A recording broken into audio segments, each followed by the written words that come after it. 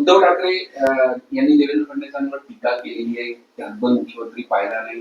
कोकाटे यांच्या मंत्रिपदावरून ही टीका उद्धव ठाकरे यांनी केली. बघा, कोकाटेंबद्दल जे गैरसमज पसरवण्यात आला आणि कुठेतरी महाराष्ट्रातील शेतकऱ्यांमध्ये त्यांच्याबद्दल तीव्र भावना होती आणि म्हणून ती भावनाला लक्षात बघता आणि शेतकऱ्यांचा सन्मान म्हणून कोकाटे साहेबांचं कृषी मंत्री पद काढून त्यांना क्रीडा मंत्री पद दिलं. या उलट त्यांच्या उद्धव ठाकरे साहेब ज्यावेळेस मुख्यमंत्री होते आणि त्यावेळेस त्यांच्या अनेक मंत्र्यांना भ्रष्टाचाराचे, देशद्रोहाचे अनेक गुन्ह्याच्या संदर्भातल्या तक्रारी होते. ते एकालाही कोणालाही हात लावू शकले नाही.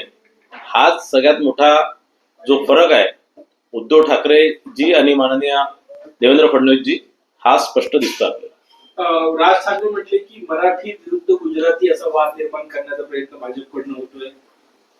मला असं वाटतं हे राज ठाकरे वगैरे हे सगळे झुके हुए तीर आहे.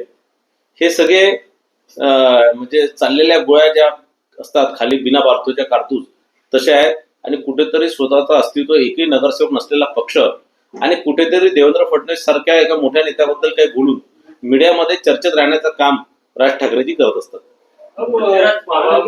मुंबई महानगरपालिका निवडणुकीमध्ये ठाकरे यांनी गुजराती मराठीचा मुद्दा उपस्थित करत पुन्हा एकदा उद्धव ठाकरेंच्या जवळ जाण्याचे संकेत दिलेले आहेत. हा वाद गुजराती आणि मराठी नाही आहे, तर हा वाद यांच्यासाठी, उबाटासाठी आणि मनसेसाठी ती मलाई कोण खाणारच आहे.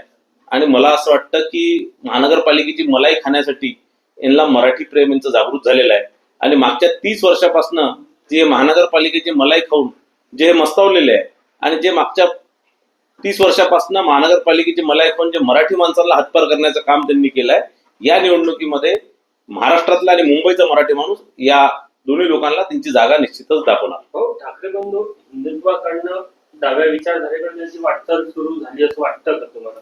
ज्या प्रकारे आजच्या एका कार्यक्रमात माननीय राज ठाकरे साहेब आणि माननीय उद्धव ठाकरे साहेबांनी ज्या प्रकारे त्यांचा विचार मांडला, ज्या प्रकारे त्यांनी आताच नुकत्याच आलेल्या अर्बन नक्षल विरोधी कायद्याचा विरोध करून राहिले, ज्या प्रकारे त्या कायद्यावर ते बोलून राहिले, मला असं वाटतं की नुसतं डाव्याच नाही तर कडव्या डाव्या विचारसरणीकडे उद्धव ठाकरेजी आणि राज ठाकरेजी जात आहे.